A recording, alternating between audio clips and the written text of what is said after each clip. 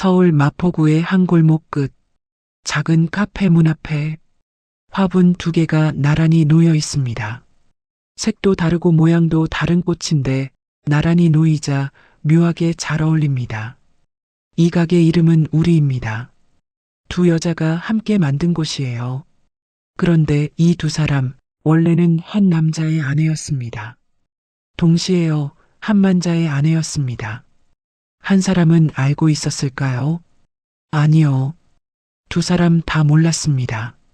한 남자가 두 여자를 동시에 속였어요.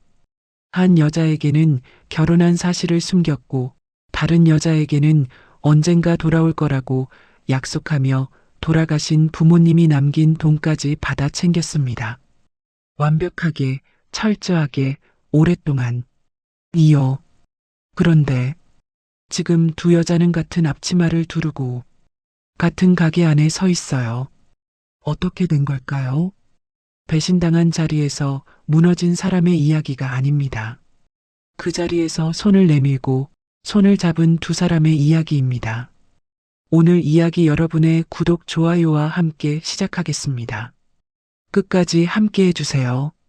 서울 마포구의 좁은 골목 끝, 오래된 건물 4층에 자리 잡은 인테리어 설계사무소에는 밤마다 불이 꺼지지 않는 자리가 하나 있었습니다. 바로 오서연의 자리였죠. 33살의 오서연은 이 사무소에서 7년째 일하고 있는 인테리어 디자이너였습니다. 늦은 밤까지 도면을 들여다보는 일이 서연에게는 특별한 일이 아니었어요. 클라이언트의 까다로운 수정 요청을 세 번째 반영하는 날에도 서연의 얼굴에는 짜증 대신 집중하는 빛이 가득했습니다. 동료들은 서연을 두고 이런 말을 했습니다. 말없이 결과로 증명하는 사람. 틀린 말이 아니었어요.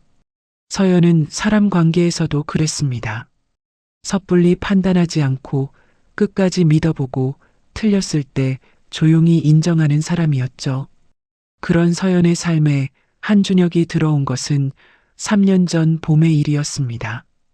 경력직으로 입사한 준혁은 첫날부터 존재감이 달랐어요.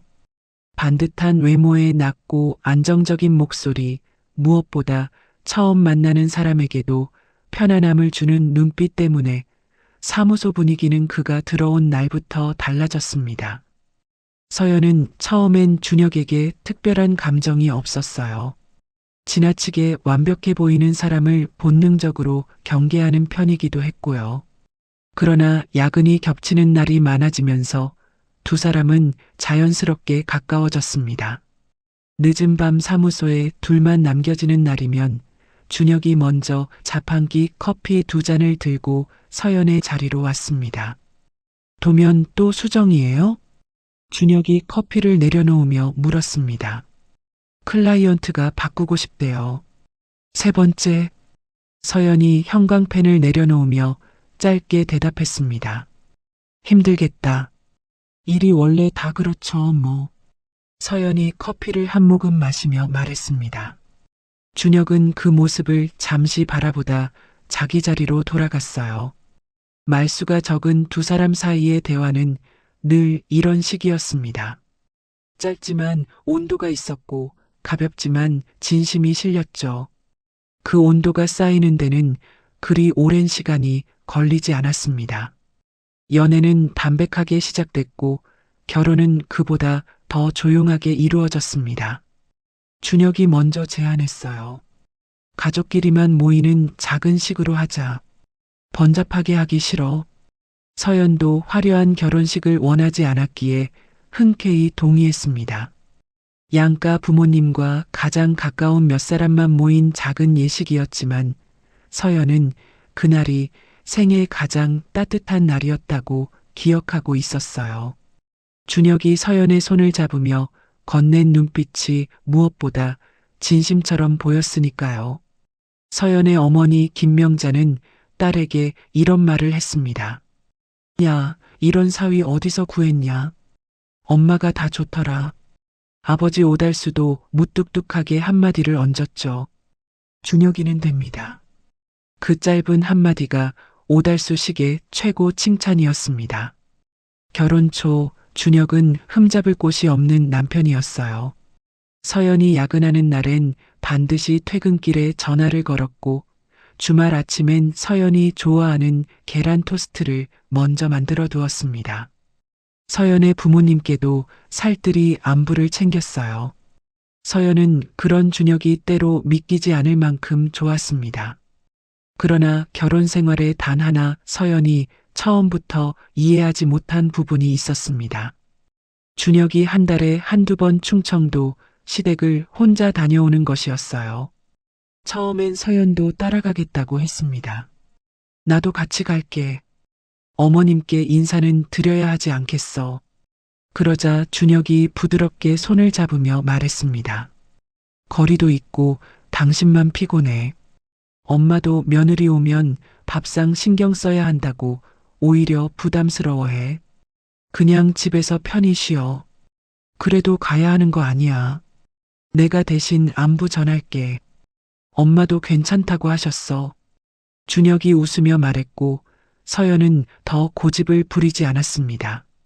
며느리를 오지 말라고 하는 시어머니가 어디 있겠냐는 생각이 잠깐 스쳤지만 배려를 배려로 받아들이지 못하는 것도 이상한 일이라 싶어 그냥 넘겼어요.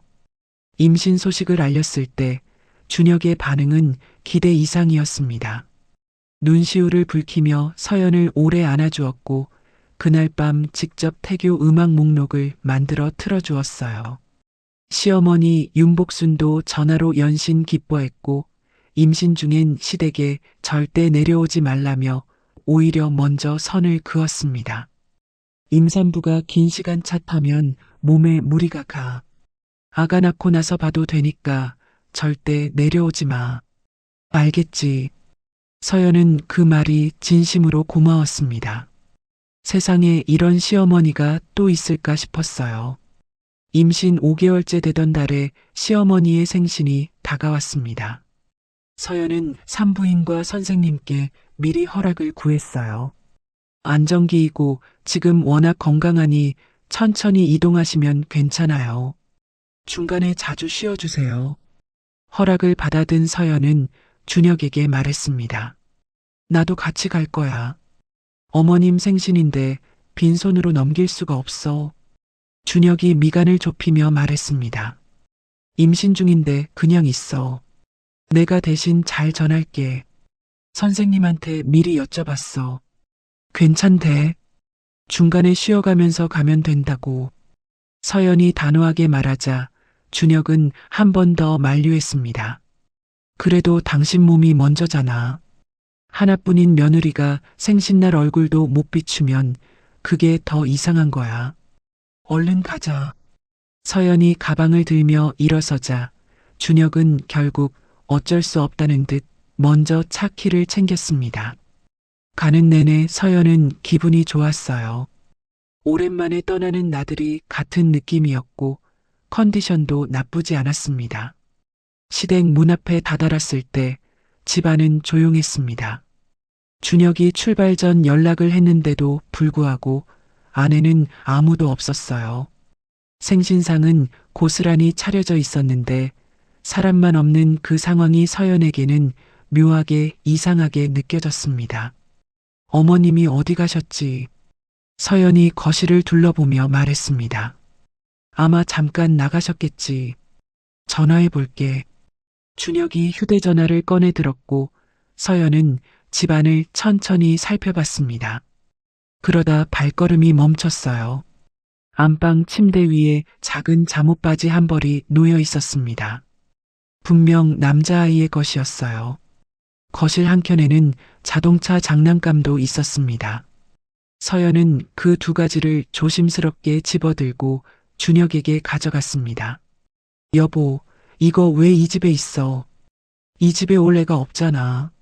준혁이 그 물건들을 보는 순간 눈에 띄게 당황했습니다. 말이 나오지 않는 듯 입술만 움직이다 겨우 입을 열었어요. 그게 옆집 아이 거 아닐까? 옆집에 5살짜리 남자아이가 있거든. 놀러 왔다 두고 갔나 봐. 놀러 왔다가 잠옷을 두고 가. 서연이 잠옷 바지를 내려다보며 말했습니다. 준혁은 대답 대신 다시 전화기를 들여다보았어요. 그때 현관문이 열리며 윤복순이 헐레벌떡 들어왔습니다. 서연을 발견한 윤복순의 얼굴이 순간 굳었다가 이내 웃음으로 바뀌었어요. 아이고 왔어. 왔으면 전화를 하지. 지금 막 도착했어요, 어머님. 근데 어디 다녀오셨어요? 응, 그게 친구 집에 잠깐 다녀왔어. 수다 떨다 보니 시간이 이렇게 됐지. 그러나 윤복순의 차림새는 집에서 편히 있다가 막 나온 사람의 모습이었습니다.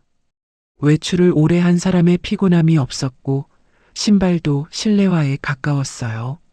서연은 그 모습을 말없이 바라보다 시선을 거뒀습니다. 밥상을 마주한 세 사람의 저녁 식사는 겉보기엔 평화로웠어요. 준혁도 윤복순도 능숙하게 웃으며 이야기를 이어갔습니다. 서연도 그 흐름을 따랐어요. 생신이 맞으니 오늘만큼은 조용히 넘기자고 스스로를 다독였습니다. 날이 어두워지자 서연이 조심스럽게 말을 꺼냈습니다. 오늘 하루 자고 가면 안 될까요? 오랜만에 오기도 했고 저도 어머님이랑 좀 더 있고 싶어서요. 그런데 준혁과 윤복순이 동시에 안 된다고 했습니다. 거의 같은 목소리였어요. 임산부가 집에서 편히 자야지 왜 오만 돼서 자려고 해? 윤복순이 빠르게 말했습니다. 그래. 엄마도 신경 쓰이시잖아. 그냥 가서 자자. 준혁도 거들었어요. 서연은 두 사람을 번갈아 바라봤습니다. 굳이 자고 가겠다는 며느리를 이렇게까지 보내려 하는 경우는 처음이었어요. 두 사람의 표정이 당황한 것인지 서두르는 것인지 정확히 읽히지 않았습니다. 결국 서연은 시댁을 나와 차에 올랐습니다. 돌아가는 길 준혁이 말했습니다. 우리 엄마 같은 시어머니 없을 거야. 며느리 편하라고 오지 말라고 하셔. 편히 자라고 집에 보내셔. 그러니까 자주 오려고 하지 말고 연락이나 잘 드리면 돼. 알겠지? 응. 서연은 짧게 대답했습니다. 창밖을 내다보는 서연의 눈빛은 조용했지만 가슴 한켠에 걸린 무언가가 좀처럼 가라앉지 않았어요. 아이의 잠옷바지, 자동차 장난감, 말을 더듬은 준혁, 친구 집에 다녀왔다는 윤복순. 하나하나는 설명이 되었지만 전부를 이어놓으면 어딘가 맞지 않는 느낌이었습니다. 서연은 그 느낌을 억지로 지우지 않았습니다. 그냥 마음 한쪽에 조용히 두었어요. 출산 예정일이 2달 앞으로 다가오면서 서연의 일상은 아이 중심으로 바뀌어 있었습니다. 산부인과 정기검진, 태교음악, 아이방 인테리어 계획. 서연은 바쁜 일상 속에서 시댁에서 느꼈던 이상한 감각을 조금씩 잊어가고 있었어요. 준혁도 그 시간 동안 더없이 다정한 남편이었습니다. 태동이 느껴지는 밤이면 배에 손을 얹고 아이에게 말을 걸었고 서연이 먹고 싶다는 것이 있으면 늦은 밤이라도 나가 사왔어요. 서연은 그런 준혁을 바라보며 시댁에서 느꼈던 감각이 그저 예민한 임산부의 기우였을 거라고 스스로를 설득하곤 했습니다.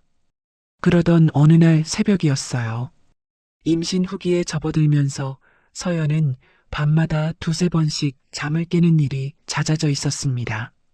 새벽 2시가 넘은 시각, 목이 말라 거실로 나온 서연은 작은 방 쪽에서 낮은 목소리가 새어나오는 것을 들었어요. 준혁의 목소리였습니다. 서연은 발걸음을 멈췄습니다. 안 된다니까. 신생아 있는 집에 하루 재워달라는 게 말이 돼. 준혁의 목소리는 낮았지만 분명히 긴장해 있었습니다. 그냥 다음에 봐. 내려가면 그때 보면 되잖아.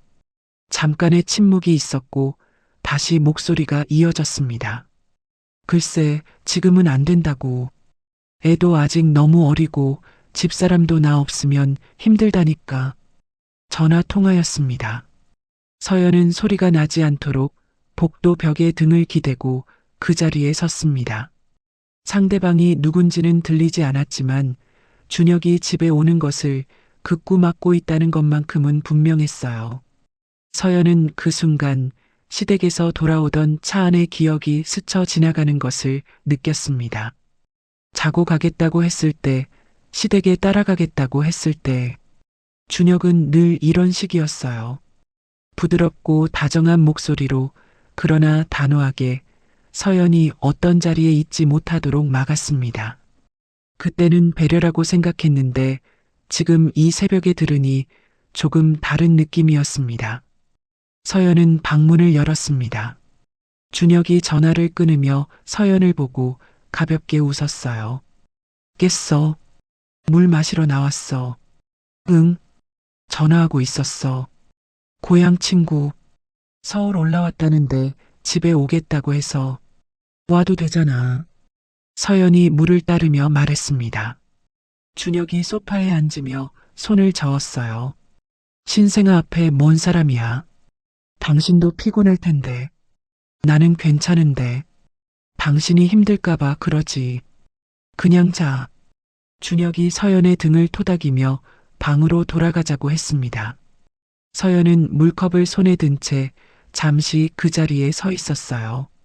괜찮다고 말하는 사람의 말을 막는 것이 배려인지 서연은 그 밤 처음으로 그 질문을 스스로에게 했습니다. 다음 날 오후 준혁의 친구 한동철이 아기용품이 담긴 큰 쇼핑백과 간식 꾸러미를 들고 집에 찾아왔습니다. 서연이 전날 새벽 준혁의 손에서 전화기를 빼앗아 직접 주소를 알려주었기 때문이었어요. 제가 직접 초대했으니 오세요. 저도 인사드리고 싶었거든요. 그렇게 말하고 전화를 끊었을 때 준혁의 표정이 굳었지만 서연은 모른 척했습니다. 동철은 서연의 예상보다 훨씬 유쾌한 사람이었어요. 들어서는 순간부터 말을 쉬지 않았고 집안 분위기를 금세 풀어놓았습니다. 결혼식에 오지 못한 것을 연신 미안해하며 직접 고른 아기용품을 하나씩 꺼내 보였습니다. 이거는 제 조카가 쓴 건데 진짜 좋더라고요. 이건 새 거고요. 서연이 웃으며 받았습니다. 이렇게 많이 챙겨오셨어요. 감사해요. 아이고, 이게 뭐라고. 진작 왔어야 하는데. 동철은 준혁의 학창시절 이야기를 술술 풀어냈습니다. 중학교 때 수학시험에서 0점을 받았던 이야기, 고등학교 때 좋아하던 선생님 흉내를 내다가 들킨 이야기. 준혁이 야 그만해 하며 손사래를 쳐도 동철은 개의치 않았어요. 서연은 오랜만에 배가 아플 만큼 웃었습니다. 부부 사이에 흐르던 묘한 기류가 동철 덕분에 흔적도 없이 사라지는 것 같았어요. 아이가 칭얼거리는 소리가 방 안에서 들려왔습니다. 서연이 자리에서 일어서려 하자 준혁이 먼저 움직였어요. 내가 갈게. 당신은 앉아 있어. 서연이 손을 저었습니다. 아니야, 내가 갈게. 이야기 계속해. 서연은 방으로 들어갔습니다. 아이는 완전히 깬 것이 아니었어요. 몇 번 토닥여 주자 다시 깊은 숨을 내쉬며 잠에 빠졌습니다. 서연은 아이의 얼굴을 잠시 바라보다 조심스럽게 문을 열고 나왔어요. 그런데 거실이 비어 있었습니다. 두 사람의 목소리가 작은 방 쪽에서 들려왔어요. 서연의 발걸음이 저절로 멈췄습니다. 야, 너는 아이 데리고 온다고 엄마를 어쩌자는 거야? 동철의 목소리였습니다. 오라고 했으면 오지, 뭘 그렇게 정색해. 몰라서 물어. 내가 뭐라고 믿고 이 집에 데려와. 준혁의 목소리가 날카로워졌어요. 야, 나 내 친구잖아. 좀 믿어라. 짧은 침묵이 흘렀습니다. 그리고 동철의 목소리가 다시 들려왔어요. 그나저나 너 애 한번 키워봐서 그런지 다시 키우는 거 안 힘드냐? 서연은 그 자리에서 굳어버렸습니다. 애 한번 키워봐서. 그 말이 귓속에서 천천히 반복되었어요. 준혁은 외동아들이었습니다. 서연의 아이는 아직 뱃속에 있었고요. 그러면 동철이 말하는 한번 키워본 아이는 누구였을까요? 서연은 숨을 죽이고 벽에 몸을 붙였습니다. 이혼당하고 싶냐? 다시는 그 말 꺼내지 마. 준혁의 목소리가 낮고 단호하게 들려왔습니다. 야, 내가 지금 와이프 앞에서 실수한 것도 아니고 너랑 둘이 있는데 왜 그래? 둘이 있으면 괜찮아. 그게 어디서 나오는 말이야. 이왕 나온 거 한 가지만 물어보자. 왜 다시 결혼한 거야? 전 여자랑 다시 합친다고 하지 않았어. 동철의 말이 끝나기 무섭게 방 안이 조용해졌습니다. 서연은 두 손이 떨리는 것을 느꼈어요. 다리에 힘이 풀리는 것 같았지만 서연은 벽을 짚으며 버텼습니다. 그건 그냥 됐어. 그 얘기 꺼내지 마. 야, 너 괜찮냐? 진짜로 됐다고. 준혁의 목소리에 더 이상 대화를 이을 생각이 없다는 것이 실려 있었습니다. 서연은 조용히 방으로 돌아왔어요. 아이 옆에 눕자마자 눈에서 뜨거운 것이 흘러내렸습니다. 닦으려고 손을 올렸다가 그냥 두었어요. 닦으면 또 나올 것 같았습니다. 잠든 척을 해야 했습니다. 지금 당장 뛰쳐나가 준혁의 멱살을 잡고 싶었지만 그렇게 하면 안 되는 이유가 있었어요. 서연은 아직 아무것도 모릅니다. 모르는 척을 해야만 더 많은 것을 알 수 있습니다. 서연은 눈을 감았습니다. 눈꺼풀 뒤에서 다시 눈물이 차올랐지만 입술을 꾹 다물고 숨소리를 고르게 맞췄어요. 얼마 지나지 않아 동철을 돌려보내는 소리가 들렸습니다. 현관문이 닫혔고 조심스러운 발소리가 방으로 가까워졌어요. 문이 살짝 열렸고 잠시 서 있다 닫혔습니다. 준혁이 서연을 들여다보고 간 것이었죠. 서연은 그가 문을 닫고 난 뒤에도 오랫동안 눈을 감은 채 가만히 있었습니다. 전 여자, 아이, 한번 키워봐서 세 개의 말이 어둠 속에서 돌고 또 돌았어요. 서연은 그 밤 잠을 이루지 못했습니다. 그러나 단 한 번도 이불 밖으로 나오지 않았어요. 다음 날 아침 준혁이 출근한 뒤 서연은 아이를 안고 오랫동안 창밖을 바라봤습니다. 햇살이 거실 바닥에 길게 깔려 있었지만 서연의 눈에는 그 빛이 들어오지 않았어요. 간밤에 들은 말들이 아침이 되어도 가라앉지 않았습니다. 서연은 아이를 유모차에 눕히고 휴대전화를 들었어요. 친정어머니 김명자에게 전화를 걸었습니다. 엄마, 오늘 재윤이 좀 봐줄 수 있어? 왜 어디 가려고? 볼 일이 좀 생겼어? 짧은 대답이었지만 김명자는 더 묻지 않았습니다. 가지고 와. 기다린다. 서연은 아이를 친정에 맡기고 집으로 돌아와 노트북을 펼쳤습니다. 손이 미세하게 떨렸지만 눈빛은 차분했어요. 준혁의 이름, 나이, 출신 지역, 전 직장, 알고 있는 정보를 하나씩 입력하며 검색을 시작했습니다. 처음에는 별다른 것이 나오지 않았어요. 준혁의 이름으로 검색하면 설계사무소 프로젝트 기사 몇 개가 전부였습니다. 서연은 검색어를 바꿨어요. 준혁의 고향 지역 이름과 함께 맘카페와 지역 커뮤니티를 뒤지기 시작했습니다. 1시간이 넘어갈 무렵 눈에 걸리는 글 하나를 발견했어요. 오래된 게시물이었고 제목은 단순했습니다. 한준혁 씨 아시는 분 계세요? 글 내용은 짧았습니다. 아이 아빠를 찾는 것 같기도 하고 이별한 사람을 그리워하는 것 같기도 한 읽는 사람 마음을 무겁게 만드는 글이었어요. 서연은 그 글을 여러 번 다시 읽었습니다. 서연은 대학 시절부터 알고 지낸 친구 나은주에게 전화를 걸었습니다. 나은주는 법무사 사무실에서 일한 지 5년이 넘은 친구였어요. 은주야, 나 부탁이 있어. 좀 민감한 거야. 나은주가 목소리를 낮췄습니다. 무슨 일이야? 준혁이 전에 결혼한 적 있는지 확인할 수 있어. 전화기 너머로 짧은 침묵이 흘렀습니다. 서연아, 그게 무슨 말이야? 지금 나도 잘 모르겠어. 근데 확인해야 할 것 같아. 나은주는 더 이상 묻지 않았습니다. 알았어. 이틀만 줘. 이틀 뒤 오후 나은주에게서 연락이 왔어요. 서연은 전화를 받자마자 가슴이 두방망이지라는 것을 느꼈습니다. 서연아, 있어. 4년 전에 정미란이라는 사람이랑 혼인신고 기록이 있고 2년 뒤에 이혼 처리됐어. 나은주의 목소리는 조심스럽고 낮았습니다. 서연은 전화기를 쥔 손에 힘을 주었습니다.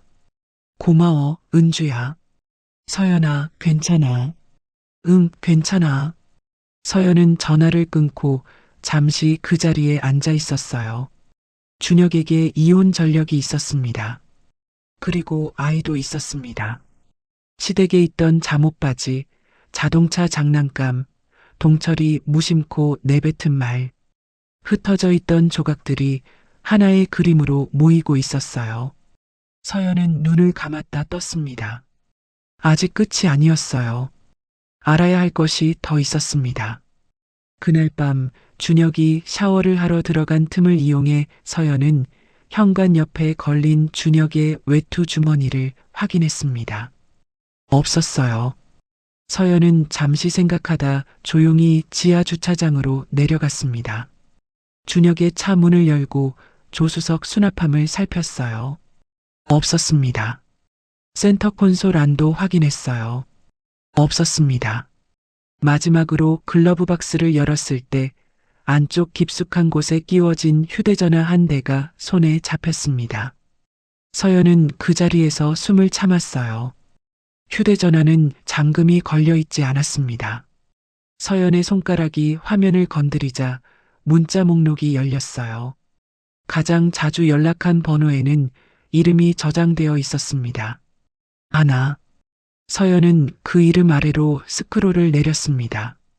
나 돈이 좀 필요한데 서울에서 집을 좀 구해야 해. 조금만 보내줘. 집이 왜 필요해? 내려와. 내려가면 어떡해? 거기서는 우리 아이랑 어떻게 살아? 빨리 여기로 올라와야지. 조금만 기다려. 엄마 설득하는 중이야. 어머니가 반대하는 거 아는데 이제 우리 얼마나 더 기다려야 해. 우진이가 벌써 몇 살이야. 서연은 화면을 잡은 손이 떨리는 것을 느꼈습니다. 우진이, 아이의 이름이었어요. 스크롤을 더 내렸습니다. 이번에 서울집 구하는 거 부모님 보험금 남은 거 써도 될까? 내가 어서 올라와야 우리가 같이 살 수 있잖아. 그래, 그 돈 써. 이게 급한 거잖아. 내가 다 갚을게. 서연은 그 자리에서 눈을 감았습니다. 준혁이 받아 챙긴 그 돈, 돌아가신 부모를 여인 여자가 마지막까지 아껴두었던 돈, 그것이 어디에 쓰였는지 서연은 이미 알고 있었습니다. 두 사람의 결혼 비용이었어요. 서연과의 결혼 비용이었습니다. 서연은 휴대전화를 정확히 원래 자리에 돌려놓았습니다. 글러브 박스를 닫고 차 문을 잠그고 주차장을 나왔어요. 엘리베이터를 타고 올라오는 내내 서연은 아무 생각도 하지 않으려 했습니다. 지금 감정이 앞서면 안 됐어요. 이 모든 것을 어떻게 처리할지 감정이 아닌 머리로 생각해야 했습니다. 현관문을 열고 들어오자 준혁이 소파에 앉아 텔레비전을 보고 있었어요. 어디 갔어? 차에 두고 온 게 있어서. 뭐? 수건. 서연이 태연하게 대답했습니다. 준혁은 고개를 끄덕이고 다시 텔레비전으로 시선을 돌렸어요. 서연은 그 옆에 앉았습니다. 화면에 무엇이 나오는지 눈에 들어오지 않았지만 서연은 계속 화면을 바라봤어요. 준혁의 옆 얼굴을 보면 무너질 것 같았습니다. 다음 날 서연은 아이를 다시 친정에 맡기고 홀로 친정집 거실에 앉아 부모님 앞에서 입을 열었습니다. 김명자가 서연의 얼굴을 보자마자 자리에서 일어섰어요.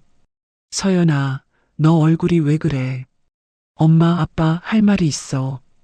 오달수가 리모컨을 내려놓으며 딸을 바라봤습니다. 서연은 처음부터 끝까지 이야기했어요. 시댁에서 발견한 아이 물건, 동철의 말 나은주를 통해 확인한 혼인 이력, 차 안에서 본 두 번째 휴대전화. 말을 하는 동안 서연의 목소리는 흔들리지 않았습니다. 그러나 이야기가 끝나갈 무렵 눈에서 눈물이 흘러내렸어요. 서연은 닦지 않았습니다. 오달수는 딸의 이야기를 듣는 내내 아무 말도 하지 않았어요. 팔짱을 낀 채 바닥을 내려다보다 딸이 말을 마치고 나서야 천천히 고개를 들었습니다. 김명자는 딸의 손을 두 손으로 감싸주며 낮게 말했어요. 서연아, 내가 이상하다고 느꼈으면 이상한 거야. 엄마 말 들어. 내가 틀리지 않았어. 그 말이 서연의 눈에서 참아두었던 것들을 한꺼번에 터지게 만들었습니다. 서연은 어머니 품에 얼굴을 묻고 소리도 없이 울었어요. 결혼하고 처음 우는 것이었습니다. 준혁 앞에서는 한 번도 보이지 않은 얼굴이었죠. 오달수가 무겁게 입을 열었습니다. 그 여자는 알고 있는 거야. 준혁이가 결혼한 걸. 서연이 고개를 들며 대답했습니다. 그게 제일 문제예요. 그 사람은 모르고 있어요. 지금도 기다리고 있는 거예요. 준혁이가 어머님 설득하면 같이 살 수 있다고 했나 봐요. 오달수의 눈빛이 굳었습니다. 그 여자한테 알려야 해. 서연이 고개를 끄덕였어요. 저도 그렇게 생각해요. 그 사람도 피해자예요. 김명자가 서연의 손을 꽉 쥐며 말했습니다. 혼자 가지 마. 엄마가 같이 갈게. 아니요. 혼자 가야 해요. 처음 보는 사람이 둘이 오면 더 무서울 수 있어요. 서연이 손을 살며시 빼며 말했습니다. 오달수가 다시 물었습니다. 재윤이는 여기 맡기고 가도 될까요? 그래. 걱정 마. 아이들은 우리가 본다. 서연은 부모님 앞에서 처음으로 편안하게 숨을 내쉬었습니다. 혼자가 아니라는 것만으로 발이 땅에 닿는 느낌이었어요. 그날 밤 서연은 집으로 돌아와 준혁의 옆에 누웠습니다. 준혁은 서연의 어깨를 감싸며 말했어요. 오늘 친정 다녀왔어. 피곤하지? 응. 일찍 자. 응. 서연은 눈을 감았습니다. 준혁의 팔이 어깨 위에 얹혀 있었어요. 불과 며칠 전까지만 해도 그 온기가 좋았는데 지금은 그 무게가 낯설게 느껴졌습니다. 서연은 눈을 감은 채 충청도 가는 길을 머릿속으로 그렸어요. 정미란이라는 이름의 여자가 어떤 표정으로 문을 열어줄지 알 수 없었습니다. 그래도 가야 했어요. 그 여자가 알아야 할 진실이 있었고 서연이 그것을 전해줄 수 있는 유일한 사람이었으니까요.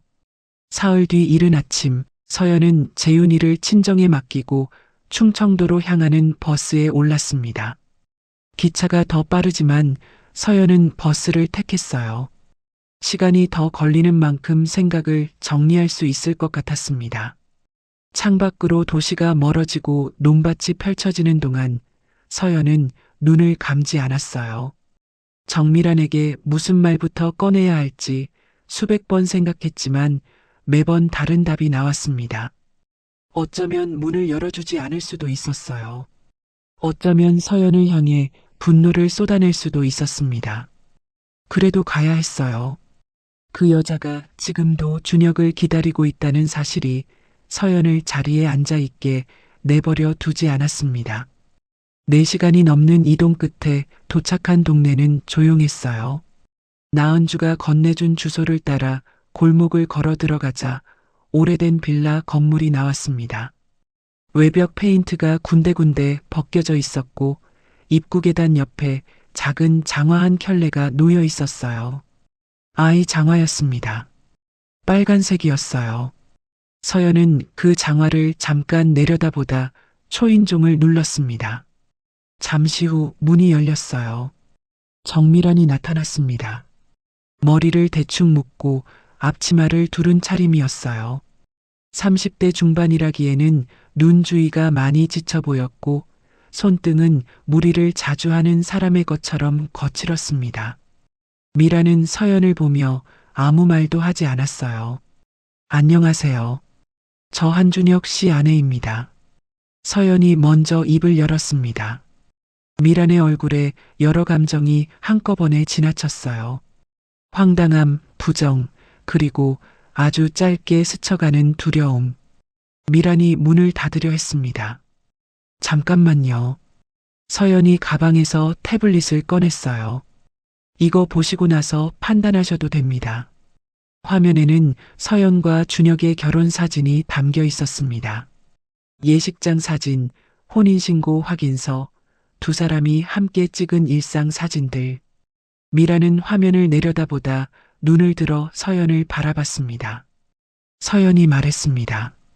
직접 확인하고 싶으시면 지금 전화 드릴게요. 서연은 준혁에게 전화를 걸어 스피커로 틀었습니다.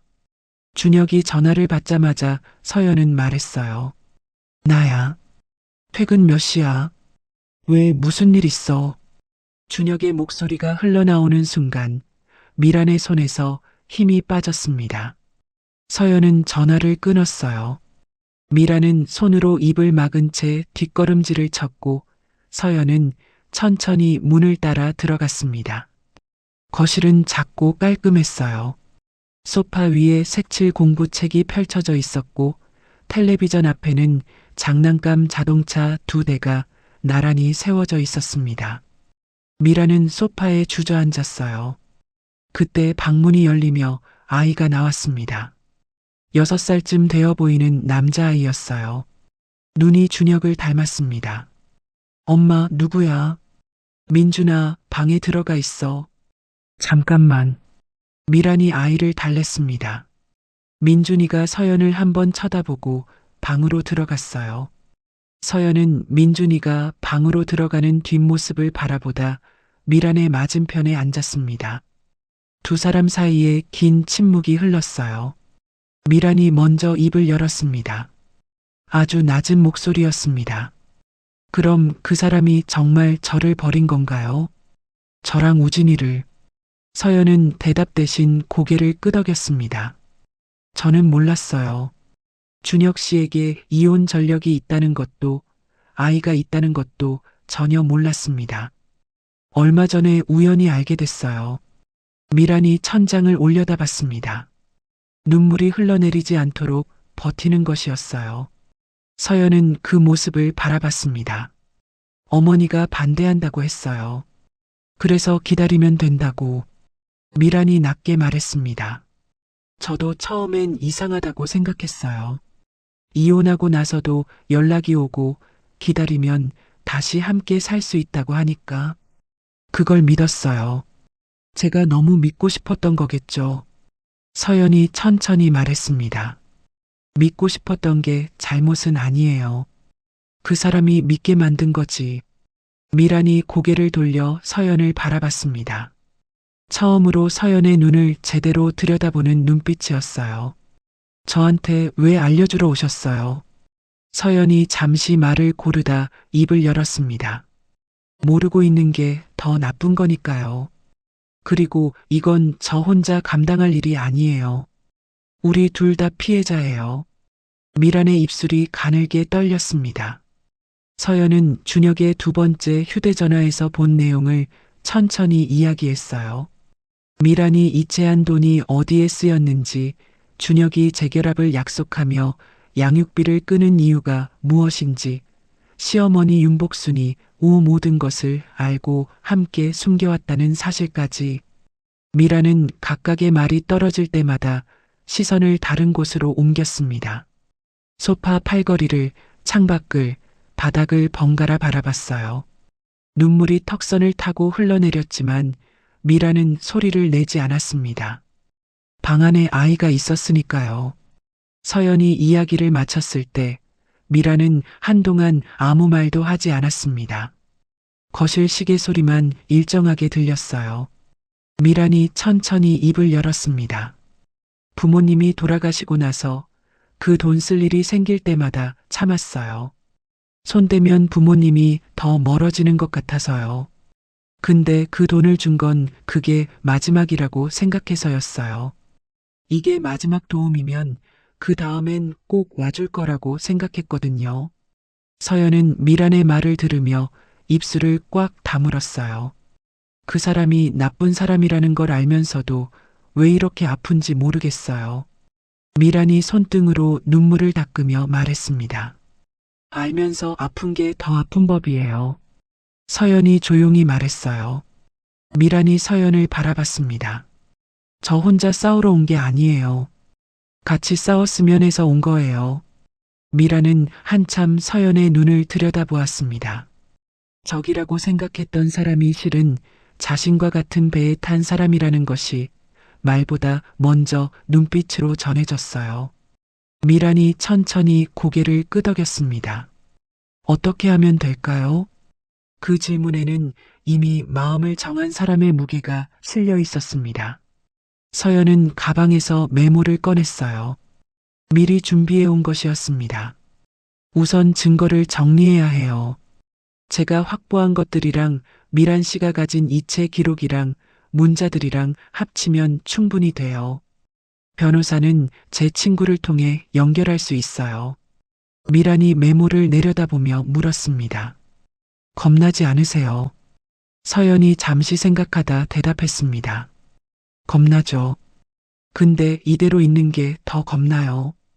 그날 밤 민준이가 잠든 뒤 두 여자는 부엌 테이블에 마주 앉아 새벽이 올 때까지 이야기를 나눴습니다. 처음엔 준혁에 대한 이야기였고 나중엔 각자의 이야기가 됐어요. 미란이 부모님을 여의고 혼자 민준이를 키우며 버텨온 시간들. 서연이 결혼 후 처음으로 느꼈던 작은 균열들. 두 사람은 번갈아 이야기하고 번갈아 들었어요. 말이 끊길 때면 미란이 끓인 보리차가 두 사람의 손을 따뜻하게 했습니다. 새벽 2시가 넘었을 무렵 미란이 찻잔을 감싸주며 말했습니다. 처음에 문 닫으려고 했는데 왜 안 닫았는지 몰랐어요. 근데 지금은 알 것 같아요. 혼자라는 게 너무 오래됐던 거예요. 서연이 찻잔을 내려놓으며 말했습니다. 지금부터는 혼자 아니에요. 미란은 고개를 숙였습니다. 어깨가 살짝 떨렸어요. 서연은 자리에서 일어나 미란의 어깨에 손을 얹었습니다. 한참 그대로 있었어요. 창밖에서 새벽바람이 낮게 지나가는 소리가 들렸습니다. 배신의 상처로 처음 만난 두 사람 사이에 그 밤이 끝날 무렵적에 대신 온기가 남아 있었습니다. 서울로 돌아온 다음 날 아침, 서연은 미란에게 문자를 보냈습니다. 준비되면 연락해요. 기다릴게요. 답장은 2시간 뒤에 왔어요. 언제든지 말해요. 서연은 그 짧은 문장을 2번 읽고 휴대전화를 내려놓았습니다. 그날 오후 서연은 나은주를 통해 연결된 변호사 사무실을 찾아갔어요. 이경민 변호사는 40 초반의 여성이었습니다. 말이 빠르고 눈빛이 날카로운 사람이었어요. 서연이 가져온 자료들을 한 장씩 넘기며 꼼꼼하게 살피던 이경민이 말했습니다. 혼인 전력 숨긴 것, 전처에게 재결합을 미끼로 돈 받아낸 것, 양육비 고의로 끄는 것. 이 3가지가 핵심이에요. 2번째 휴대전화 내용이랑 이체 기록이 있으면 충분히 싸울 수 있어요. 서연이 물었습니다. 둘 다 소송을 따로 넣어야 하나요? 전처분은 혼인빙자 관련으로 따로, 서연 씨는 이혼이랑 위자료로 따로 가는 게 맞아요. 진행은 같이 할 수 있고요. 서연은 잠시 생각하다 말했어요. 전처분이 직접 오셔야 하나요? 네, 같이 오실 수 있으면 더 좋아요. 이야기를 직접 들어야 하거든요. 서연은 사무실을 나와 미란에게 전화를 걸었습니다. 미란 씨, 서울 올라올 수 있어요. 민준이랑 같이 오면 돼요. 아이는 저희 엄마가 봐주신다고 하셨어요. 미란이 잠시 말이 없었습니다. 괜찮겠어요. 신세가 너무 많이 지는 것 같아서. 신세가 아니에요. 우리가 같이 해야 할 일이에요. 미란이 짧게 대답했습니다. 알겠어요. 갈게요. 이틀 뒤 미란이 민준이의 손을 잡고 서연의 집 앞에 섰습니다. 서연이 문을 열었을 때 미란의 얼굴에는 피곤함과 긴장감이 함께 실려 있었어요. 민준이는 서연을 올려다보며 꾸벅 인사를 했습니다. 안녕하세요. 어서 와요, 민준아. 들어와요. 서연이 문을 활짝 열며 말했습니다. 그날 저녁 친정에 모인 자리에서 김명자는 미란의 손을 잡았어요. 처음 보는 사람에게 손을 먼저 내미는 어머니의 행동에 서연도 미란도 잠시 말을 잇지 못했습니다. 많이 힘들었지. 어서 앉아. 김명자가 미란을 소파로 이끌었어요. 미란은 입술을 꾹 다물고 고개를 끄덕였습니다. 오달수는 민준이 옆에 앉아 과자 봉지를 뜯어주며 말했어요. 할아버지가 옛날에 너 나이 때 좋아하던 과자야. 한번 먹어봐. 민준이가 과자를 받아들고 한 입 베어 물었습니다. 그리고 환하게 웃었어요. 맛있어요. 그 웃음을 본 미란의 눈이 살짝 흔들렸습니다. 서연이 미란의 옆에 앉으며 낮게 말했어요. 우리 아빠 원래 무뚝뚝한 분이에요. 저렇게 먼저 말 거는 거 잘 안 하시는 분인데. 미란이 오달수와 민준이를 바라보다 작게 웃었습니다. 억지로 만든 웃음이 아니었어요. 다음 날 아침 두 여자는 나란히 준혁이 다니는 설계사무소 앞에 섰습니다. 미란이 유리문을 바라보며 멈춰 섰어요. 들어가면 돌이킬 수 없어요. 서연이 미란의 옆에 서며 말했습니다. 이미 돌이킬 수 없는 일이 먼저 있었어요. 미란이 서연을 바라봤습니다. 그리고 유리문을 밀었어요. 사무소 안에는 직원 6명이 자리에 앉아 있었습니다. 준혁은 클라이언트와 마주 앉아 도면을 펼쳐놓고 있었어요. 미란이 걸어 들어오는 것을 본 순간 준혁의 얼굴에서 핏기가 사라졌습니다. 도면 위에 올려두었던 손이 멈췄어요. 미란은 곧장 준혁의 자리까지 걸어갔습니다. 주변 직원들이 고개를 들었어요. 클라이언트도 영문을 모른 채 두 사람을 번갈아 바라봤습니다. 미란이 준혁의 멱살을 잡았어요. 서울에서 집 구해야 한다고, 우리 가족이 다시 살 준비를 해야 한다고 했지. 그 돈이 어디 쓰인 거야? 사무소 안이 한순간 얼어붙었습니다. 돌아가신 부모님이 남긴 돈이야. 내가 손대지 않으려고 얼마나 아껴뒀는지 알아. 그 돈으로 재혼 비용 쓴 거야. 미란의 목소리가 떨렸지만 또렷했습니다. 준혁이 주변을 의식하며 낮게 말했어요. 일단 나가서 얘기하자. 여기서 이러면 너한테도 안 좋아. 나한테 안 좋은 건 처음부터였어. 미란이 손을 놓지 않았습니다. 준혁이 미란의 손을 잡아 때려 했어요. 그때 서연이 앞으로 나섰습니다. 준혁이 서연을 보는 순간 미란의 손을 잡았던 손에서 힘이 빠졌어요. 서연이 붉어진 미란의 손목을 감싸 쥐며 준혁을 바라봤습니다. 좋을 거 하나 없는 건 내 얘기야. 준혁이 이를 악물며 낮게 말했습니다. 당신이 이 여자를 찾아간 거야. 이 여자가 아니에요. 미란 씨예요. 그리고 내가 찾아간 게 아니라 내가 알아낸 거야.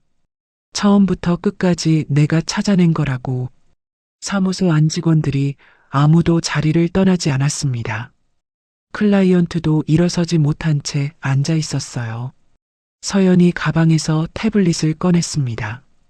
이혼 사실 숨기고 재혼한 것, 미란 씨한테 재결합 약속하면서 돈 받은 것, 휴대전화 2대 써가며 두 여자 동시에 속인 것. 여기 다 있어. 준혁의 입이 열렸다 닫혔습니다. 무언가 말하려다 멈추는 것이 반복됐어요. 사무소 안에 있는 사람들의 시선이 일제히 준혁에게 쏠렸고 그 시선들 앞에서 준혁은 아무 말도 하지 못했습니다. 오랫동안 쌓아온 것들이 단 몇 분 만에 무너지고 있었어요. 팀장이 조용히 클라이언트에게 다가가 양해를 구했습니다. 클라이언트가 자리에서 일어서며 서류를 챙겼어요. 준혁은 그 모습을 멍하니 바라봤습니다. 두 여자가 사무소를 나왔습니다. 뒤에서 팀장의 낮은 목소리가 들렸어요. 오늘은 먼저 들어가세요. 준혁을 향한 말이었습니다. 바깥 햇살이 눈에 강하게 들어왔어요.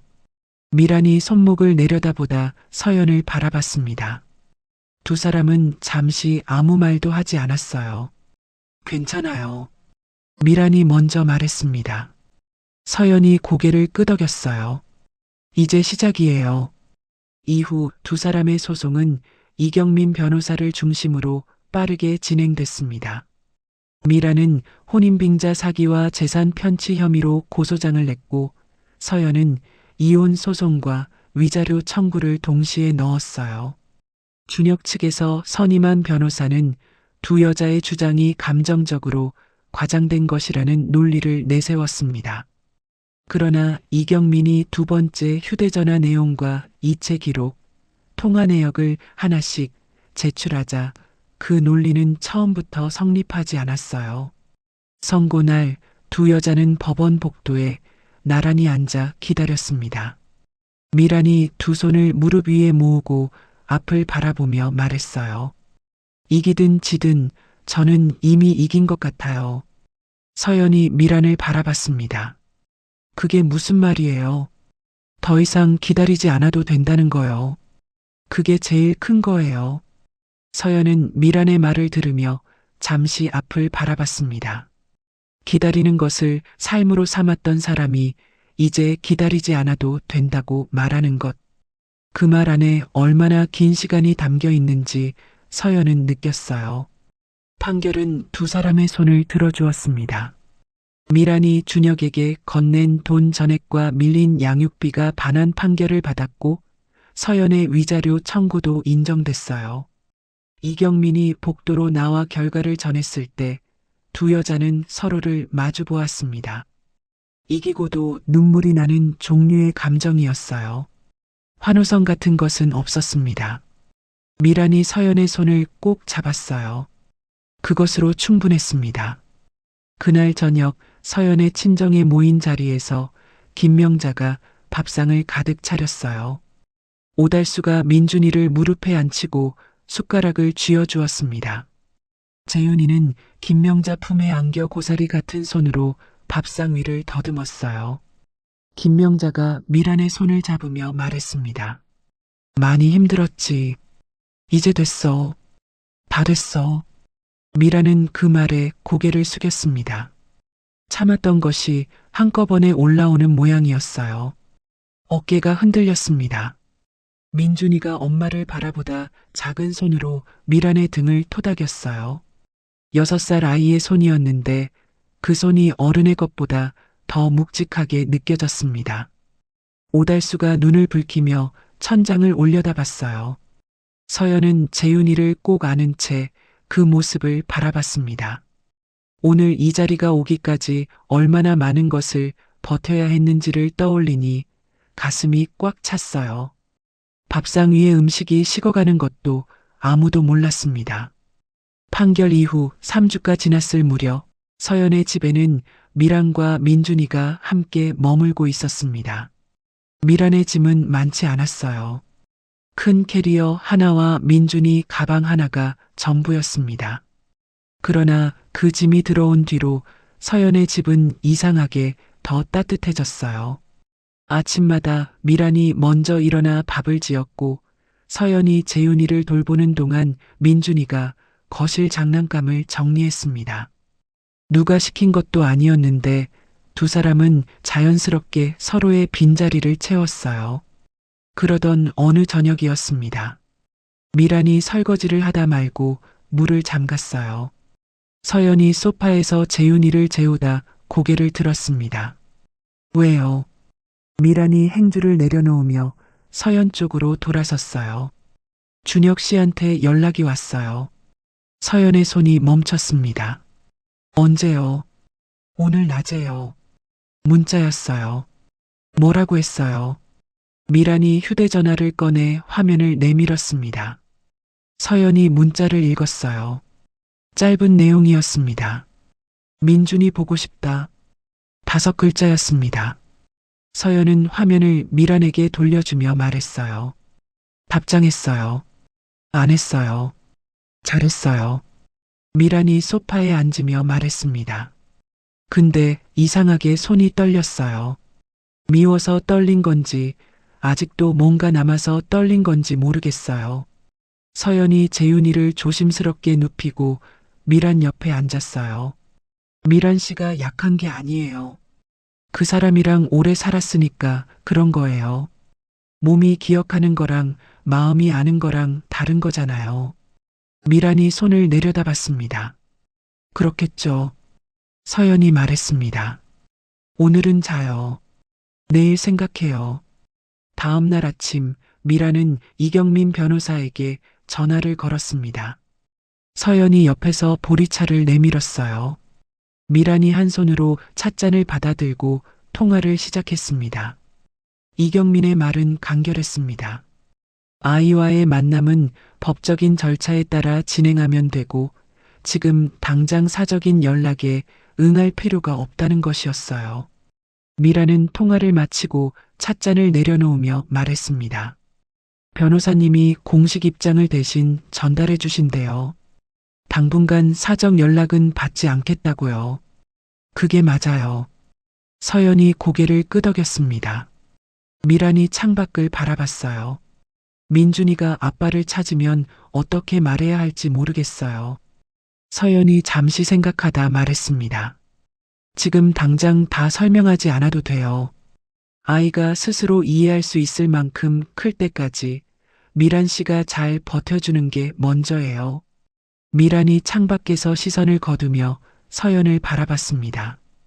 버티는 건 잘해요. 오래 했으니까.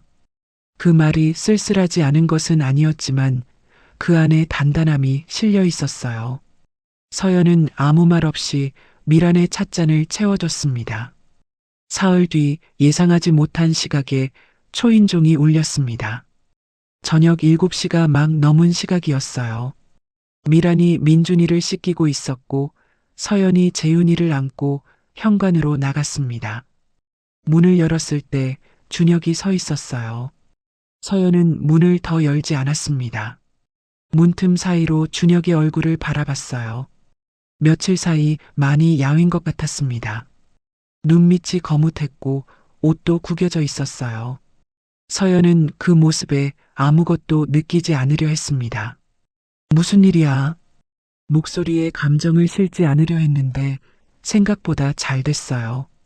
준혁이 입술을 달싹였습니다. 들어가도 돼. 안 돼. 짧고 분명하게 말했습니다. 준혁이 손으로 얼굴을 감쌌어요. 그리고 무릎을 꿇었습니다. 현관 앞 복도 바닥에 그대로 무릎을 꿇고 앉았어요. 미안해. 진짜 미안해. 내가 잘못했어. 내가 나쁜 놈인 거 알아. 서연은 재윤이를 안은 팔에 힘을 주었습니다. 일어나. 한 번만 들어줘. 제발 한 번만. 일어나서 말해. 준혁이 천천히 일어섰습니다. 눈이 빨개져 있었어요. 서연은 그 눈을 똑바로 바라봤습니다. 내가 정말 사랑한 사람은 당신뿐이야.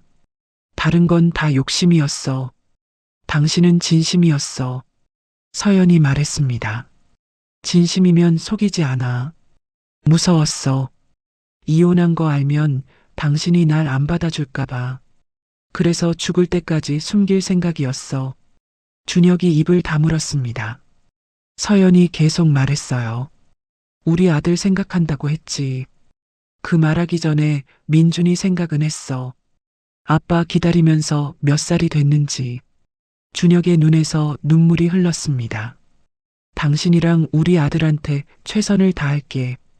다시 시작하자. 서연이 문을 조금 더 당겼습니다. 다시는 오지 마. 다음엔 경찰 불러. 문이 닫혔습니다. 준혁의 목소리가 문 너머에서 들렸어요. 이름을 부르는 소리였습니다. 서연은 재윤이를 가슴에 꼭 안고 그 자리에 잠시 서 있었어요. 아이의 온기가 손바닥에 전해졌습니다. 서연은 숨을 한번 고르게 내쉬고 거실로 걸어갔습니다. 욕실 쪽에서 민준이를 씻기는 미란의 목소리가 들렸어요. 민준아, 눈 감아. 물 간다. 민준이의 까르르 웃는 소리가 뒤따랐습니다. 서연은 그 소리를 들으며 소파에 앉았어요. 잠시 후 미란이 민준이의 머리를 수건으로 닦으며 거실로 나왔습니다. 서연의 얼굴을 보더니 손이 멈췄어요. 왔어요. 서연이 말했습니다. 미란이 민준이 머리를 다 닦고 방으로 들여보냈어요. 그리고 서연 옆에 앉으며 말했습니다. 뭐래요? 미안하다고. 다시 시작하자고. 미란이 잠시 말이 없었습니다. 또 왔네요. 저한테도 똑같이 했거든요. 알아요. 어떻게 했어요? 다시 오면 경찰 부른다고 했어요. 미란이 입꼬리를 올렸습니다. 웃음이라기엔 쓸쓸하고 쓸쓸함이라기엔 가벼운 표정이었어요. 잘했어요. 두 여자는 한동안 아무 말 없이 거실에 앉아 있었습니다. 민준이가 방에서 장난감 굴리는 소리가 들렸고 재윤이가 서연의 품에서 작은 숨을 내쉬었어요.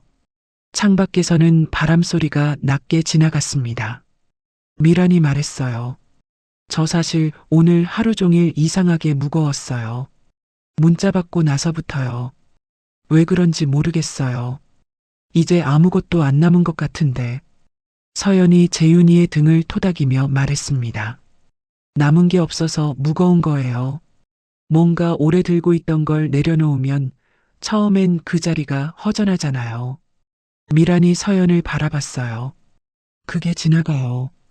지나가요. 서연이 짧게 대답했습니다.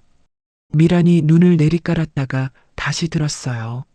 언니는 안 무거워요. 서연이 잠시 생각하다 말했습니다.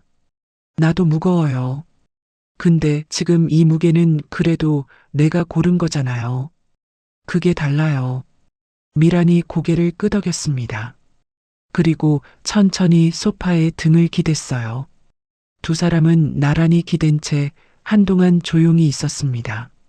아이들의 소리가 집안을 채웠고 그 소리가 두 여자의 빈자리를 부드럽게 메웠습니다. 그로부터 한 달 뒤 준혁은 다시 찾아오지 않았습니다. 문자도 없었고 전화도 없었어요. 그 조용함이 서연에게는 오히려 낯설었습니다. 싸움이 끝난 자리는 늘 이렇게 조용한 것인지 서연은 가끔 그 고요함 앞에서 멈춰 서곤 했어요. 그러나 조용함이 편안함은 아니었습니다. 현실은 조용히 기다려주지 않았어요. 서연은 사무소에 복직 의사를 전했지만 담당 팀장은 말을 흐렸습니다. 서연 씨가 빠진 동안 프로젝트가 많이 재편됐거든요. 지금 당장은 자리를 만들기가 쉽지 않을 것 같아요. 서연은 통화를 마치고 휴대전화를 테이블에 내려놓았습니다. 억울하지 않은 것은 아니었어요. 그러나 그 억울함과 씨름할 여력이 지금 서연에게는 없었습니다. 아침엔 재윤이를 돌보고 낮엔 이경민 변호사와 마무리 서류를 정리하고 밤엔 앞으로의 일을 생각하다 잠이 들었어요. 미란도 마찬가지였습니다. 민준이 어린이집에서 연락이 오는 날이 잦아졌어요. 담임 선생님이 조심스럽게 말했습니다. 민준이가 요즘 친구들이랑 부딪히는 일이 좀 있어요. 때리거나 하는 건 아닌데 혼자 있으려 하고 가끔 이유 없이 울기도 하거든요. 미라는 통화를 마치고 한참 민준이 방을 들여다봤습니다. 민준이는 방바닥에 앉아 자동차 장난감을 앞뒤로 굴리고 있었어요. 아무것도 모르는 아이의 뒷모습이 미란의 가슴을 눌렀습니다. 그날 저녁 미란은 서연에게 말했습니다. 민준이 마음속에 뭔가 쌓이고 있는 것 같아요. 근데 내가 어떻게 해줘야 할지 모르겠어요. 서연이 미란을 바라봤습니다. 민준이 요즘 재윤이는 잘 챙기잖아요. 미란이 고개를 끄덕였어요. 그러게요. 재윤이 이불 덮어주고 우유병 가져다 주고 그게 민준이 방식인 것 같아요. 자기가 받고 싶은 걸 재윤이한테 주는 거요. 미란이 그 말을 들으며 눈을 내리깔았습니다. 서연이 계속 말했어요. 민준이 곁에 있어주는 것만으로도 충분해요. 지금 당장 다 해결해 주려고 하지 않아도 돼요. 미란이 손을 모아쥐며 말했습니다. 그 말이 제일 듣고 싶었던 말인 것 같아요. 두 여자가 앞으로의 일을 처음 입에 올린 것은 그로부터 며칠 뒤의 일이었습니다. 재윤이가 낮잠을 자고 민준이가 어린이집에 간 조용한 오전이었어요. 서연이 따뜻한 커피 2잔을 테이블에 내려놓으며 말했습니다. 미란 씨, 나 할 말이 있어요.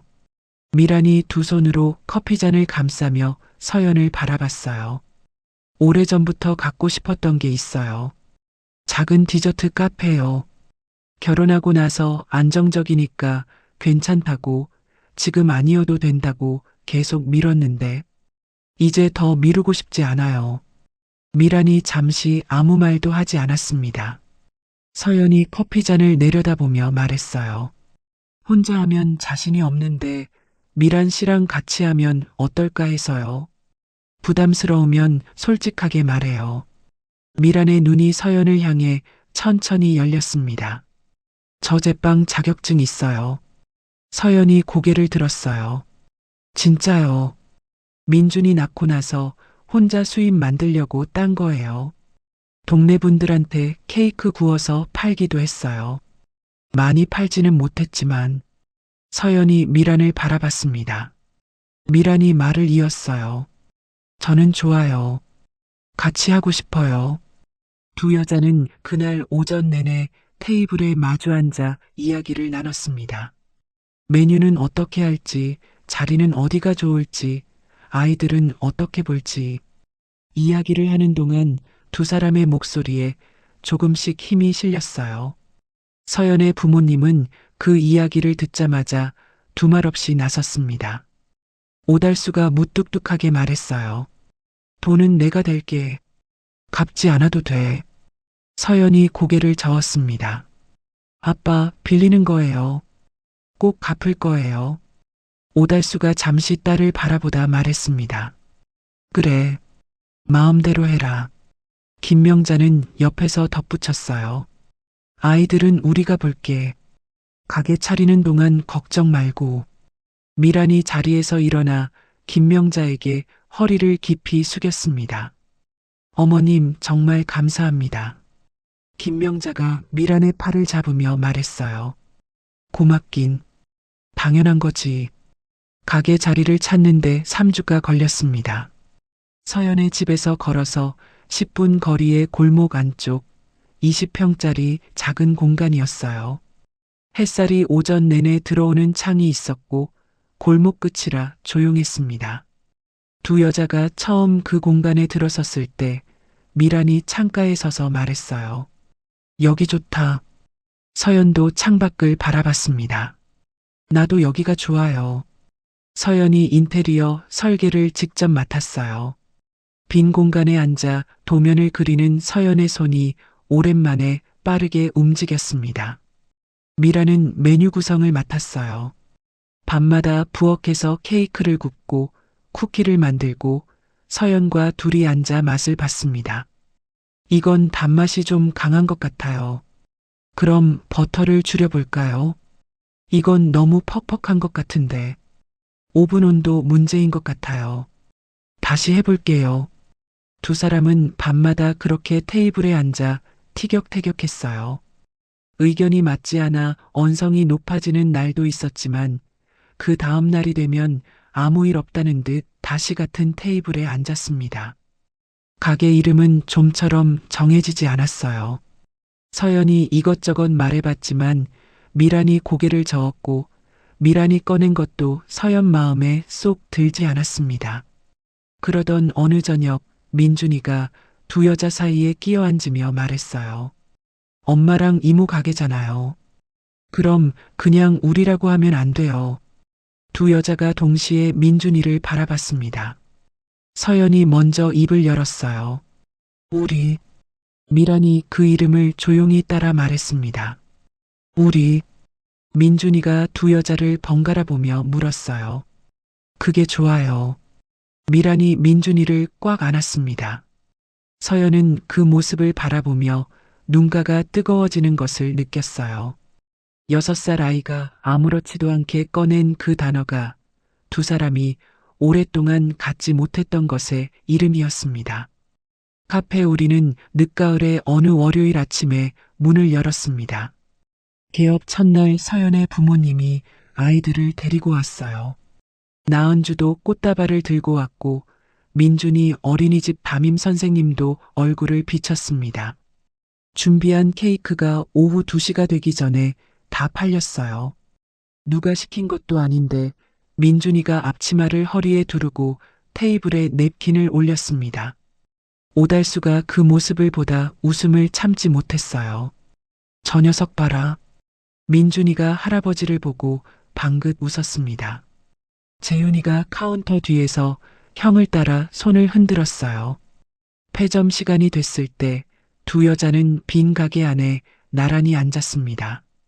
팔고 남은 쿠키 한 조각씩을 손에 들고 아무 말 없이 조용한 가게 안을 바라봤어요. 매출은 기대했던 것보다 적었습니다. 그러나 두 사람의 얼굴에는 오랜만에 피로가 아닌 다른 것이 걸려 있었어요. 미란이 쿠키를 한 입 베어 물며 말했습니다. 이상하게 무섭지 않아요. 서연이 미란을 바라봤어요. 예전에는 혼자라는 게 너무 무서웠거든요. 뭔가 잘못되면 내가 다 감당해야 한다는 게요. 근데 오늘은 그게 없어요. 서연이 쿠키를 내려다봤습니다. 그게 달라진 거잖아요. 미란이 고개를 끄덕이며 창밖을 바라봤어요. 골목 가로등이 하나씩 켜지고 있었습니다. 언니, 오늘 잘했죠? 서연이 미란을 바라보며 말했어요. 우리 생각보다 잘하고 있어요. 카페 우리 문을 연 지 6달이 지난 어느 가을 오후 골목 끝 작은 가게 앞에 낙엽이 한 장 날아와 붙었다가 바람에 떠났습니다. 카페 우리는 처음 문을 열던 날과 달리 이제 조용한 단골들이 있는 가게가 되어 있었어요. 오전엔 근처 도서관을 오가는 어르신들이 들렀고 오후엔 유모차를 끌고 온 젊은 엄마들이 창가에 앉았습니다. 미란이 구운 시나몬 롤은 토요일 오전이면 어김없이 가장 먼저 팔려나갔고 서연이 기획한 계절 메뉴는 입소문을 타기 시작했어요. 두 여자는 가게를 채워가는 방식이 달랐지만 그 다름이 가게를 더 풍성하게 만들었습니다. 재윤이는 어느새 돌을 넘겼고 민준이는 내년 봄 초등학교 입학을 앞두고 있었어요. 두 아이는 아침마다 같은 식탁에서 밥을 먹었고 밤엔 같은 방에서 잠들었습니다. 민준이가 재윤이의 이불을 덮어주고 재윤이가 민준이 손을 잡고 아장아장 걷는 모습이 이 집의 아침 풍경이 되어 있었어요. 그날도 서연은 폐점 준비를 하다 카운터에 잠시 기댔습니다. 미란이 빈 진열대를 닦으며 말했어요. 언니, 저 오늘 민준이 입학원서 냈어요. 서연이 고개를 들었습니다. 벌써요. 벌써예요. 이 동네 학교로 넣었어요. 여기서 계속 살 거니까요. 미란이 행주를 내려놓으며 덧붙였습니다. 여기서 계속 살아도 되죠? 서연이 미란을 바라봤어요. 그게 무슨 말이에요? 당연한 거지. 미란이 웃었습니다. 환하고 가벼운 웃음이었어요. 서연은 그 웃음을 보며 처음 충청도 빌라 앞에 섰던 날을 떠올렸습니다. 지쳐있고 손이 거칠었던 그 여자가 지금 이 웃음을 짓고 있었어요. 가게 문을 닫을 즈음 김명자가 두 아이를 데리고 왔습니다. 재윤이가 서연을 보자마자 팔을 벌렸어요. 서연이 아이를 받아들며 볼에 입을 맞췄습니다. 우리 재윤이 오늘 할머니 말 잘 들었어. 재윤이가 알아듣기라도 한 듯 두 손을 위아래로 흔들었어요. 민준이가 미란에게 달려와 앞치마 끝을 잡아당겼습니다. 엄마, 나 오늘 할머니랑 은행잎 주웠어. 많이 주웠어. 이만큼이나. 민준이가 두 팔을 최대한 벌렸어요. 미란이 웃으며 민준이의 머리를 쓸었습니다. 김명자가 서연의 옆에 서며 말했어요. 오늘 매출은 좀 됐어. 어제보다는 나아요. 그래. 천천히 하면 돼. 서연이 어머니를 바라봤습니다. 엄마, 요즘 많이 고생하는 거 알아요. 김명자가 손을 저었어요. 고생이 뭐야? 저 아이들 보면 나도 좋은데. 민준이가 얼마나 살갑게 구는지 몰라. 재윤이 기저귀도 갈아주겠다고 난리야. 미란이 그 말을 듣고 김명자에게 다가갔습니다. 어머님, 정말 감사해요. 이 말밖에 할 말이 없어서 죄송하지만 진짜로요. 김명자가 미란의 두 손을 잡았습니다. 미란아, 고맙다는 말 그만해. 이제 가족이잖아. 미란의 눈이 순간 붉어졌어요. 서연이 미란의 등을 한번 가볍게 쳤습니다. 울면 안 돼요. 청소 다 했는데. 미란이 웃으며 눈을 빠르게 깜빡였어요. 그해 겨울, 카페 우리는 첫 번째 크리스마스를 맞았습니다. 서연이 며칠에 걸쳐 가게 안을 꾸몄어요. 창가에 작은 트리를 세우고 천장에서 별 모양 조명을 늘어뜨렸습니다. 미라는 크리스마스 한정 케이크를 만들었어요. 딸기와 생크림으로 덮인 흰 케이크였는데 미란이 새벽부터 나와 구운 것이었습니다. 예약은 가게 문을 열기 전에 다 찼어요. 오달수와 김명자가 아이들을 데리고 왔고 나은주도 남자친구를 데려왔습니다. 민준이 담임 선생님도 얼굴을 비쳤어요. 오달수가 민준이를 무릎에 앉히고 동화책을 읽어줬습니다. 민준이가 그림을 손가락으로 짚으며 물었어요. 할아버지, 이 사람은 왜 울어요? 외로워서 그렇지. 왜 외로워요? 오달수가 잠시 생각하다 말했습니다. 혼자라서 그런 거야. 근데 민준이는 혼자 아니잖아. 민준이가 고개를 들어 거실을 한번 둘러봤습니다. 서연, 미란, 김명자, 재윤이, 그리고 자기 무릎에 앉은 할아버지. 민준이가 다시 책으로 눈을 내리깔며 말했어요. 나는 혼자 아니야. 오달수가 민준이 머리를 쓸었습니다. 서연은 카운터 뒤에서 그 모습을 바라보다 시선을 돌렸어요. 눈이 뜨거워지는 것을 들키고 싶지 않았습니다.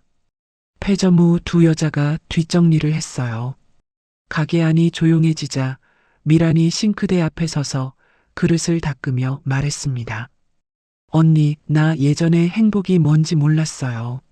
서연이 테이블을 닦다 고개를 들었어요. 그 사람이 돌아오면 행복해질 거라고 생각했어요. 돌아오면 그 말만 하면서 살았거든요. 미란이 그릇을 내려놓고 서연을 바라봤습니다. 근데 지금은 알 것 같아요. 행복은 오는 게 아니라 만드는 거더라고요. 우리가 지금 여기서 이렇게 만들고 있는 거잖아요. 서연이 걸레를 내려놓고 미란에게 다가갔습니다. 그리고 아무 말 없이 미란의 어깨를 꽉 안았어요. 미란이 그 자리에서 잠시 굳었다가 천천히 서연의 등에 손을 얹었습니다. 한참 그렇게 있었어요. 가게 창밖으로 눈이 내리고 있었습니다. 골목 가로등 아래로 눈송이가 천천히 내려앉았어요. 그날 밤 서연은 잠든 재윤이 옆에 누워 서랍 안쪽에 넣어뒀던 일기장을 꺼냈습니다. 마지막으로 쓴 날짜가 준혁과 결혼하던 해였어요. 서연은 그 페이지들을 천천히 넘겼습니다. 설레었던 날들, 행복했던 날들, 그리고 균열이 시작되던 날들. 페이지마다 그 시절의 서연이 남아 있었어요. 서연은 오래 읽지 않았습니다. 마지막 빈 페이지를 펼치고 펜을 들었어요. 천천히 썼습니다. 오늘 나는 행복하다. 내가 선택한 사람들과 함께 내가 만든 자리에서 단 두 줄이었습니다. 쓰는 내내 눈물이 멈추지 않았어요. 서연은 닦지 않았습니다.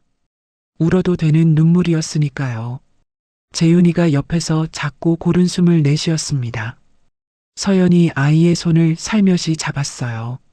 작고 따뜻한 손이었습니다. 이듬해 봄이 왔습니다. 민준이가 초등학교에 입학하던 날 미라는 새벽부터 일어나 민준이 밥을 차렸어요. 민준이가 교복처럼 차려입은 새 옷을 입고 식탁에 앉으며 말했습니다. 엄마, 나 떨려. 미란이 국을 떠주며 말했어요. 원래 처음엔 다 떨려. 엄마도 떨렸어. 엄마도 많이 떨렸어. 그래도 잘 됐어. 미란이 민준이를 바라봤습니다. 그래, 다 잘 됐어. 민준이가 국을 후후 불며 한 숟가락 떴어요. 서연이 재윤이를 안고 식탁으로 나오며 말했습니다. 민준아, 오늘 멋있다. 민준이가 어깨를 으쓱했어요. 알아요. 두 여자가 동시에 웃음을 터뜨렸습니다. 그날 오후 가게 문을 열기 전 서연과 미라는 각자 화분 하나씩을 들고 왔어요. 서연은 연보라색 꽃이 달린 화분을 골랐고 미라는 작고 흰 꽃이 달린 것을 가져왔습니다. 두 사람은 나란히 카페 문 앞 양쪽에 화분을 내려놓았어요. 한 발씩 물러서서 바라봤습니다. 어울려요. 미란이 먼저 말했어요. 어울리네요. 서연이 고개를 끄덕였습니다. 오후가 되어 단골 손님이 가게 안으로 들어서다 문 앞 화분을 내려다봤어요. 사장님들, 꽃이 생겼네요. 둘이 닮았다. 서연과 미란이 동시에 창밖 화분을 바라봤습니다. 꽃의 색도 달랐고 모양도 달랐어요. 그런데 나란히 놓이자 묘하게 잘 어울렸습니다. 두 여자가 서로를 바라보며 웃었어요. 말이 필요 없는 웃음이었습니다. 피 한 방울 섞이지 않았지만 같은 상처를 버텨내고 같은 자리에서 같은 것을 만들어 온 사람들의 웃음이었어요. 골목 안으로 봄바람이 지나갔습니다. 화분 위에 꽃잎이 살랑 흔들렸어요. 카페 우리의 문이 활짝 열려 있었습니다. 서연과 미란의 이야기가 여기까지 왔습니다. 한 남자의 거짓말에서 시작된 이야기가 두 여자의 손잡음으로 끝이 났어요. 배신당한 자리에서 분노만 남은 것이 아니었습니다. 그 자리에서 서연은 생각했어요. 이 여자도 피해자다. 그 생각 하나가 모든 것을 바꿨습니다. 처음 미란의 집 앞에 섰을 때 서연은 무서웠을 겁니다. 문을 열어주지 않을 수도 있었고 쫓겨날 수도 있었어요. 그래도 갔습니다. 혼자 감당할 일이 아니라는 걸 알았으니까요. 미란도 그랬습니다. 적이라고 생각했던 사람이 내민 손을 잡는 게 쉬운 일이 아니었을 거예요. 오랫동안 혼자였던 사람이 누군가를 다시 믿는 것은 정말 용기가 필요한 일이니까요. 그래도 잡았습니다. 두 사람은 싸웠고 이겼습니다. 그런데 진짜 이긴 것은 재판 결과가 아니었어요. 더 이상 기다리지 않아도 된다는 것. 더 이상 혼자가 아니라는 것. 그것이 진짜 이긴 것이었습니다. 지금 이 이야기를 들으시는 분들 중에 혹시 혼자 감당하고 있는 것이 있으신가요? 말하지 못하고 혼자 쌓아두고 있는 것이 있으신가요? 서연이 미란에게 했던 말을 저도 한번 전해드리고 싶습니다. 혼자가 아니에요. 사람은 혼자서 버티는 것보다 누군가와 함께 버티는 것이 더 오래 갑니다. 믿었던 사람에게 상처를 받으면 다시는 아무도 믿고 싶지 않아집니다. 그 마음 당연한 거예요. 그런데 서연과 미란이 보여준 것처럼 상처받은 사람끼리 서로의 손을 잡는 일이 세상에서 가장 단단한 관계가 되기도 합니다. 가족은 꼭 피로 이어진 사람들만이 아닙니다. 같은 아픔을 버텨내고 같은 자리에서 같은 것을 만들어가는 사람들. 그 사람들이 가족이 될 수 있어요. 민준이가 카페 이름을 우리라고 한 것처럼요. 미란이 했던 말 기억하시나요? 행복은 오는 게 아니라 만드는 거라고 했습니다. 서연이 일기장에 썼던 두 줄도요. 오늘 나는 행복하다. 내가 선택한 사람들과 함께 내가 만든 자리에서 저도 그 말이 오래 마음에 남았습니다. 행복을 기다리는 것이 아니라 만드는 것. 완벽한 상황이 와야 행복해지는 것이 아니라 지금 이 자리에서 내 손으로 만들어가는 것. 그것이 서연과 미란이 우리에게 남겨준 이야기입니다. 오늘 이 이야기에서 우리가 함께 생각해 볼 것들이 있습니다. 첫 번째는 속이는 사람은 반드시 드러납니다. 준혁은 철저하게 숨겼습니다. 2개의 휴대전화, 2개의 삶, 2개의 얼굴. 그러나 아무리 완벽하게 쌓은 거짓도 진실 앞에서는 오래 버티지 못했어요. 한 사람의 말실수 한마디가 시작이었습니다. 거짓으로 쌓은 것은 거짓으로 무너집니다. 내 양심을 속이며 사는 삶은 결국 내가 가장 소중하게 여기는 것들을 스스로 잃게 만듭니다. 두 번째는요, 상처받았다고 해서 사람을 잃은 것이 아닙니다. 미라는 오랫동안 혼자였습니다. 부모도 없고 곁을 지켜주는 사람도 없다고 생각했어요. 그런데 가장 예상치 못한 사람이 가장 예상치 못한 방식으로 손을 내밀었습니다. 서연이었어요. 인연은 우리가 계획한 곳에서 오지 않을 때가 있습니다. 마음을 닫지 않는 것, 그것이 새로운 인연의 시작이 됩니다. 세 번째는요. 기다리는 삶과 만들어가는 삶은 다릅니다. 미라는 오랫동안 준혁이 돌아오기를 기다렸어요. 그 기다림이 삶의 전부였습니다. 그러나 그 기다림이 끝나고 나서 미란이 말했습니다. 행복은 오는 게 아니라 만드는 거라고요. 누군가가 가져다 줄 행복을 기다리는 동안 우리는 스스로 만들 수 있는 행복을 놓치고 있는 건 아닌지 한번 생각해 보면 좋겠습니다. 오늘 긴 이야기 끝까지 함께 해주셔서 진심으로 감사합니다. 서연과 미란의 이야기가 여러분의 마음속에 작은 온기 하나를 남겨갔으면 좋겠습니다. 지금 혼자라고 느끼는 분이 계시다면 오늘 이 이야기가 조금이나마 힘이 되었으면 합니다. 그리고 지금 곁에 있는 사람에게 오늘 한 번만 더 따뜻하게 대해주세요. 그것이 우리가 만들어갈 수 있는 가장 작고 가장 확실한 행복입니다. 여러분의 구독, 좋아요는 더 좋은 인생 여행을 만들어 갈 수 있는 에너지입니다. 잊지 마시고 구독, 좋아요 부탁드려요. 다음 이야기로 또 찾아오겠습니다.